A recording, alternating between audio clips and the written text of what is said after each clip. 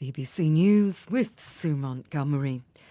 Kenya's Deputy President William Ruto has been declared the winner of last week's presidential election. The head of the Electoral Authority was briefly prevented from declaring the results as scuffles broke out at the vote tallying centre in the capital.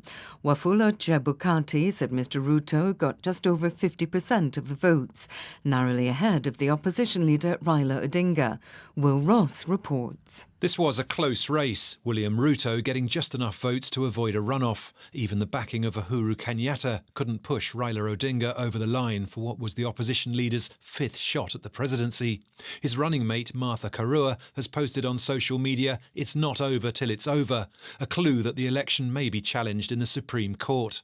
Mr Ruto is a controversial figure who's denied numerous allegations of corruption and has been on trial at the International Criminal Court. He says he's now ready to unite the country and get on with solving Kenya's serious economic challenges.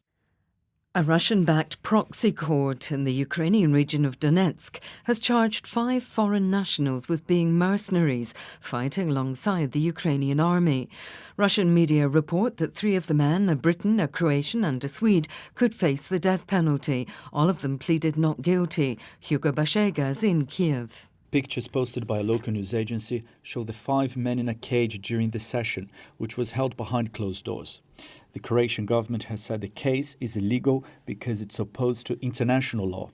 Friends and families of the British men say they are not mercenaries and have called for them to be treated as prisoners of war under the Geneva Convention.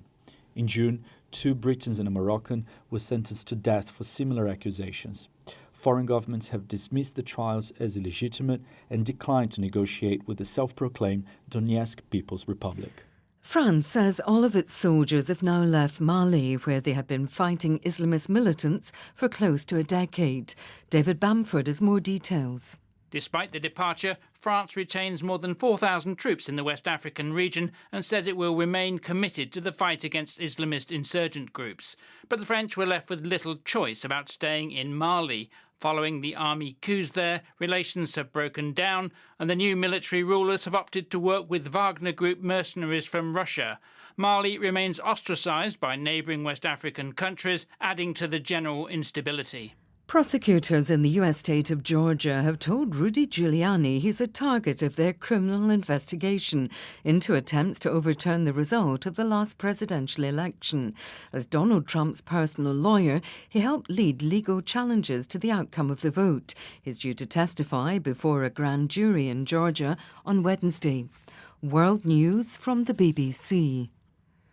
The jailed Russian opposition figure Alexei Navalny says he's been placed in solitary confinement. He's serving a 9-year sentence for embezzlement, although his supporters have always insisted his imprisonment is politically motivated. Mr Navalny has described his cell as being like a tiny concrete kennel, very hot and there's almost no air. US officials have warned of an increase in violent threats to law enforcement agents following the search of Donald Trump's Florida estate, Mar-a-Lago. The FBI and Department of Homeland Security issued a memo saying specific violent threats had been posted on social media against officials. 3 days ago, a man wearing body armour was shot dead by police after attempting to breach the FBI field office in Cincinnati. A group of American journalists and lawyers have issued a lawsuit against the CIA over allegations it spied on them when they visited the WikiLeaks founder Julian Assange during a stay in Ecuador's embassy in London. The lawsuit names the CIA director at the time, Mike Pompeo, who is accused of violating privacy rights. Robert Boyle is a New York City lawyer consulting on the case. Mr. Assange's rights, I would submit to a fair trial, have now been tainted, if not destroyed. The recording of meetings with friends, with lawyers, the copying of his attorneys and friends' digital information taints the criminal prosecution because now the government knows the contents of those communications. The CIA has declined to comment on the lawsuit. Football's world governing body has suspended India's federation with immediate effect. It cited undue influence from third parties for the decision. It means India has been stripped of the right to host the Women's Under-17 World Cup in October. BBC News.